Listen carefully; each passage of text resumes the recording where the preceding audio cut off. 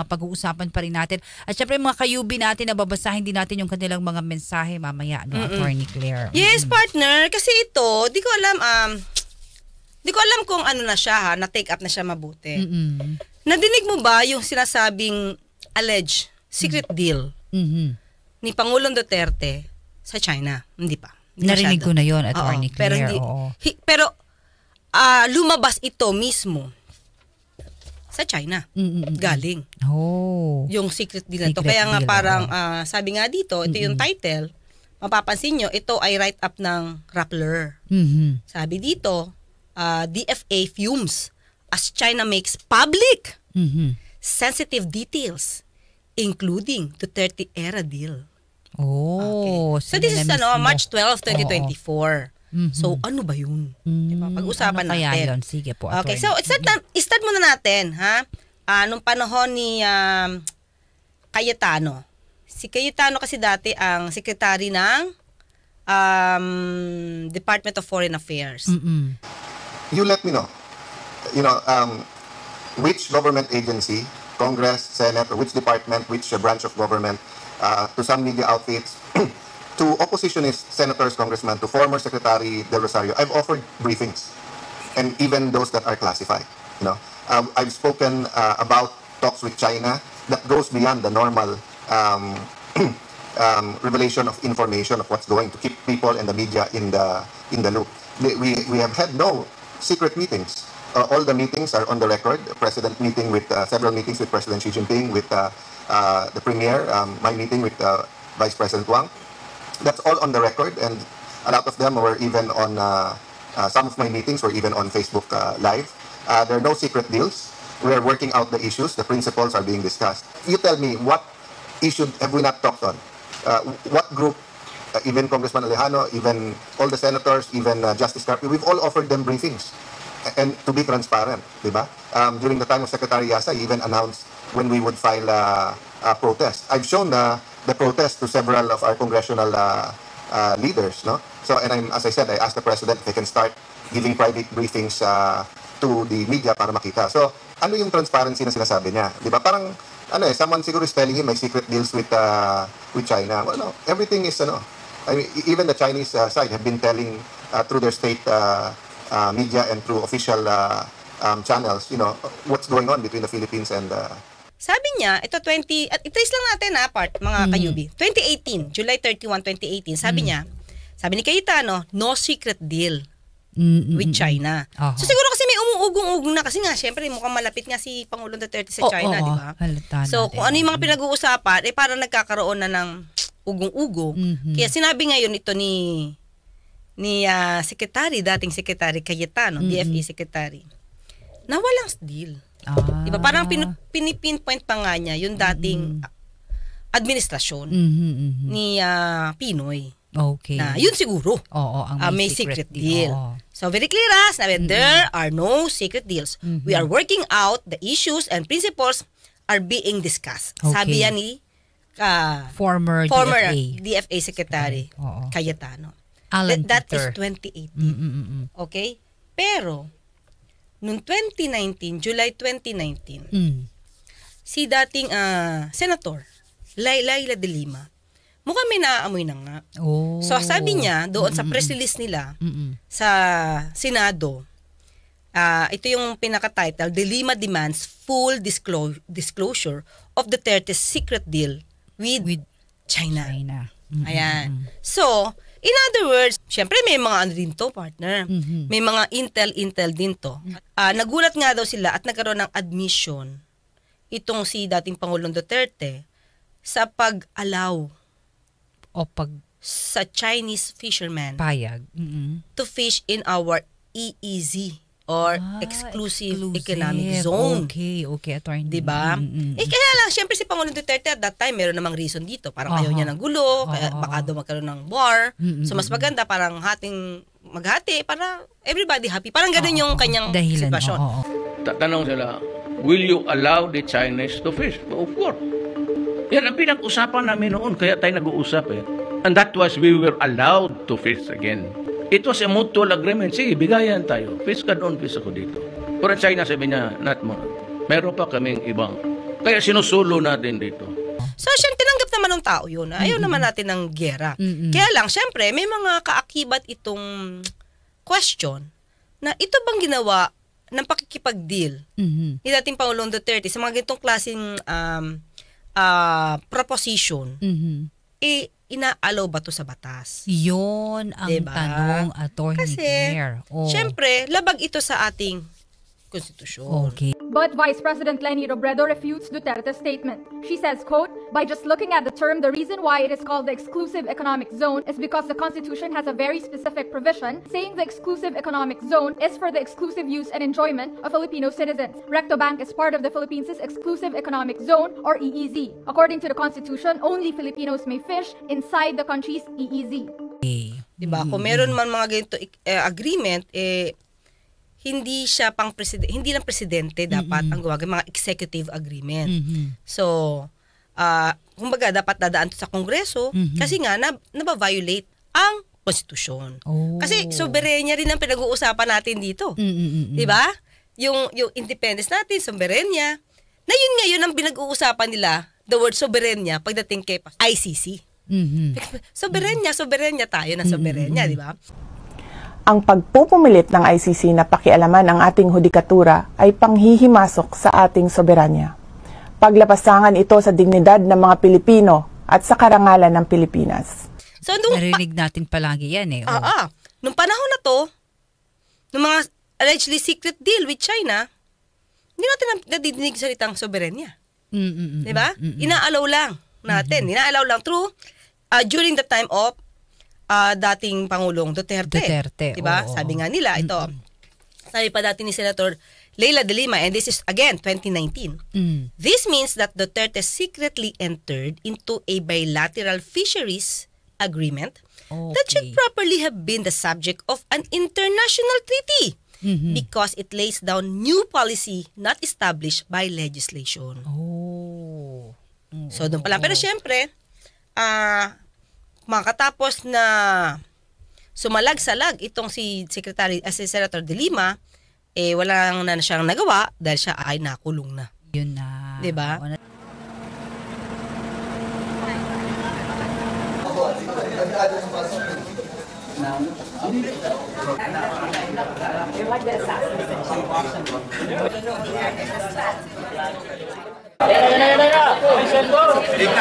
na tatayo!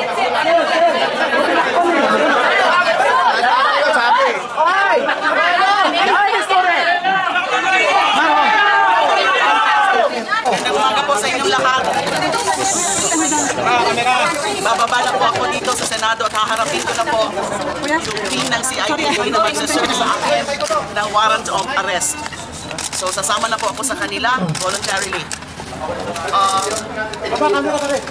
Nananalig po ako sa mahal na Diyos na malalampasan ko rin po lahat na ito.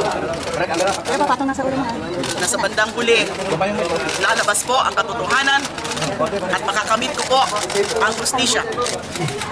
At tulad ho ng palagi kong sinasabi at inuulit ko po ngayon, inosente po ako, wala pong katotohanan, pawang kasinungalingan ang mga pinaparatang po nila sa akin na ako ay di umano ay nakinabang sa droga, di umano tumanggap sa drug money, di umano ay nag-cuddle o nag-protect ng mga drug convicts. Bawang po, kasinungalingan, yan. Lalabas po ang katotohanan sa tamang panahon. Kung sa tingin po nila ay mapapatahimik po nila ako, kung sa tingin po nila ay hindi na po ako lalaban dun sa mga pinaglalaban ko, lalo na sa katotohanan, sa katarungan, laban sa mga araw-araw na pagpatay at mga iba pa na mga panggigipit, paniniil nitong Rehimen Duterte. Karangalan ko po na ako'y makulong dahil sa mga pinaglalaban ko po. Pagdasal nyo lang po ako.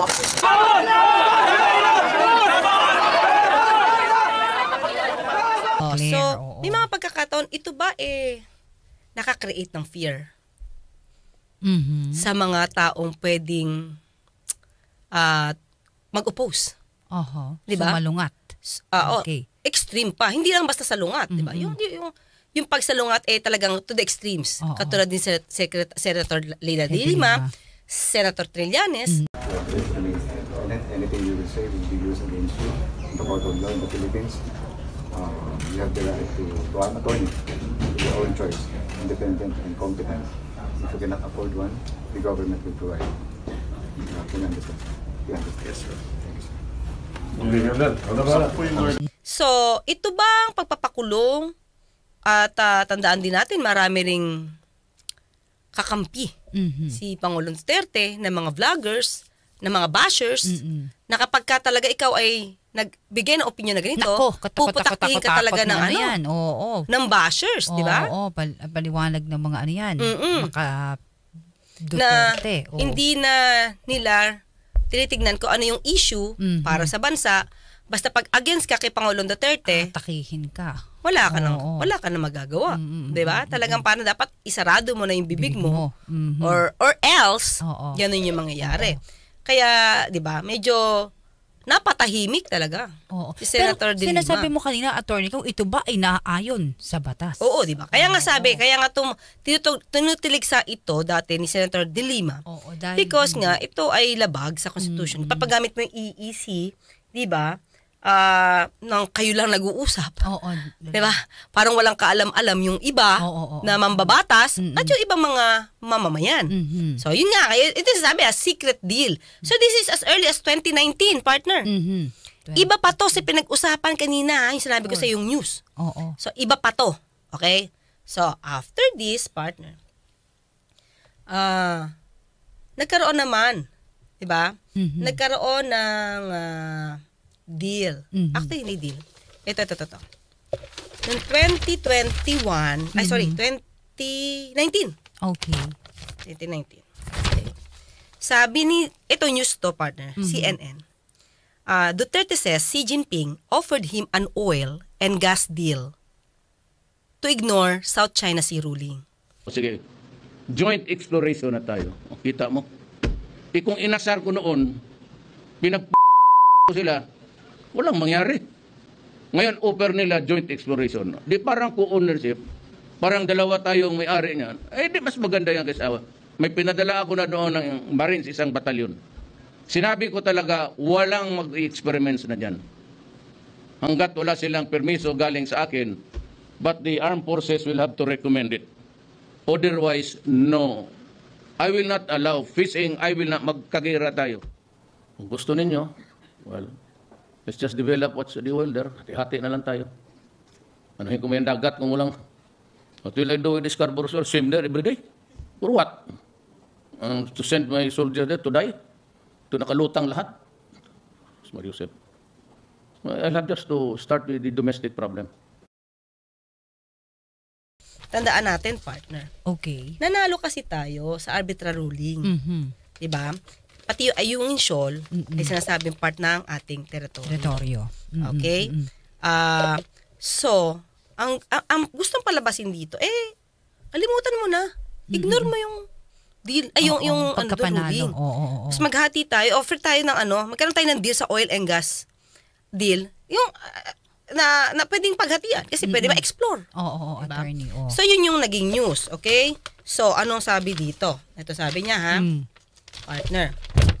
Speaking to reporters in the Philippines on Tuesday, this is September 12, 2019. Duterte said that Xi had promised him a majority stake in a joint oil and gas exploration venture that could fall within Manila's exclusive economic zone. If the Philippines ignores the decision by the Permanent Court of Arbitration.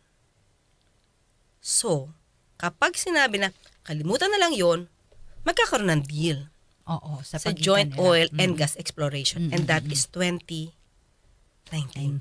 Now, kailan ba sinabi ni Pangulong Duterte ng arbitral ruling is just a piece of paper? Doon na barko, China na. Wala na tayo. Yun ang history, tapos nag-file sila ng kaso, nanalo tayo. yung papel, sa totoong buhay, between nations, yung papel, wala yan. Kung sino yung tigas, United States, Britain, ano, pagka ginusto nilang ganyan, tayo, nanalo. Ngayon, pagdating ko, ang barko nandyan sa West Philippine Sea, China boat, ship. Tayo, wala na. Tapos sabi nila, itong papel na sa kaso nanalo tayo, ipurso mo. Pinurso ko. Walang nangyari. Sabi, actually, sa usapang bugoy, sabihin ko sa iyo, bigay mo sa akin, sabihin ko, putang ina, papel lang yan. Itatapon ko yan sa waste basket. Oh. Diba? Ito ba ay may kaugnayan dito sa sinasabing pakikipag-deal sana sa isang joint oil and gas exploration. Mga kayubi, kung kayo nandiyan dyan at meron kayong additional na info and facts, ibabasahin namin. Okay. Nung partner, May 6, 2021. Okay, 2021 na. Anong title? Sinabi ng Philippine Star. Just a piece of paper. Duterte says he will throw away Philippines' arbitral win versus China. Diba? So, kasi dito partner medyo tinuligsa siya na mga maraming Pinoy. Of course, diba? Nanalo tayo sa decision tapos sabi mo lang it's just a mere scrap of just a paper judgment lang yan, papel lang yan. Ito kasasabi niya. Yung papel sa totoong buhay between nations, yung papel wala yan. Kung sino yung tigas, United States, Britain yan, pagka ginusto nilang ganyan gawin, tayo nanalo. Ngayon, pagdating ko, ang barko nandyan sa West Philippine Sea, China boat, ship, tayo, wala na. So, parang sinasabi niya na sa usapan, ito pa sinabi niya, sa usapang bugoy, sabihin ko sa iyo, ibigay mo sa akin, sabihin ko sa iyo, papel lang yan. Itatapon ko pa yan sa waste basket. Diba? So, tandaan natin, diba? Doon sa news, siya naman umamin na nag-o-offer ang China, si Xi Jinping, nag-offer sa kanya ng joint oil and gas deal, pero ignore mo yung ruling. And now, Attorney Claire? Ito pinag-analyze ko lang, partner, ha? Kasi, after this, bakit nga niya nasabi yung gano'n? Saan ang hugot nun? Diba? So, doon ba yun? Ito pa. So, with this partner, mapapansin nga, di ba maraming nagsasabi mga kababayan natin, bakit pagka West Philippine Sea, China ang pinag-uusapan? Tahimik daw ang mga Duterte. At yung ibang mga kaalyado niya. Fei Shang, Gao Xing, Qi, Xixiang, Zhonghu, Guo Jia, Zhu Xi, Xi Jinping, Zhonghu Zhu, Fei Lupin, Tashir, Huang Xilian, Ho, 20, Zhonghu, Gongmin, Jiri Rali, Qingzhu, Zhonghua Renmin, Gong Huguo, Shangli, Qishirsan, Chuanyan. Zhu 20, Zhonghu Ren, Guoqing Kuaila. Happy National Day to the People's Republic of China. Xie Daja. Diba? So, siguro nga malalim yung pagiging pagkaibigan nila. Malalim ang pagiging magkaibigan nila to the point na nagkakaroon sila allegedly, nasa news naman, ng mga secret deal. Hindi lang isa. Maraming secret deals, di ba? Oo. Yun. Tapos, ano pang sabi ni ito naman, syempre. Balikan ko lang kanina yung tinutulig sa ni Secretary de Lima. Yung pangingisda. Syempre, kinambihan naman siya ni Attorney Panelo noon. Presidential spokesperson Salvador Panelo points to the United Nations Convention on the Law of the Sea or UNCLOS to prove the Philippines may allow other countries like China to fish in its waters, but he fails to mention that the Philippines' own constitution forbids this. Panelo says, quote, "The president said that even under the UNCLOS, we can give privileges to other countries to fish in the Exclusive Economic Zone or EEZ. Panelo leaves out the 1987 Constitution, which expressly states that natural resources in the EEZ are for the benefit of Filipinos only. Sabi niya, there's no need for Congress in Duterte deal to unleash China on Philippine fishing areas. O syempre, kung saan ka makakampi, di papanigan mo yun.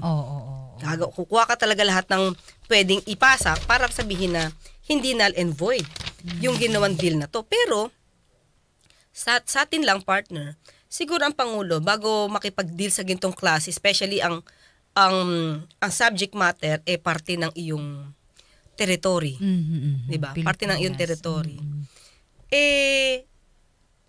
Isipin muna kung ano ikabubuti. And then, consult. Diba? Hindi pwedeng, dahil magkaibigan siguro kayo, maganda ang deal, oo ka na. Tapos, hindi alam nung iba. Kaya nga tinawag ni Senator De Lima na secret deal. So, wala nakaalam. Nakipag-deal, ang Pangulo, nalaman na lang, tapos na. Diba? Supreme Court Senior Associate Justice Antonio Carpio earlier said allowing Chinese to fish in the EEZ is a breach of the Constitution, which all presidents are bound to protect.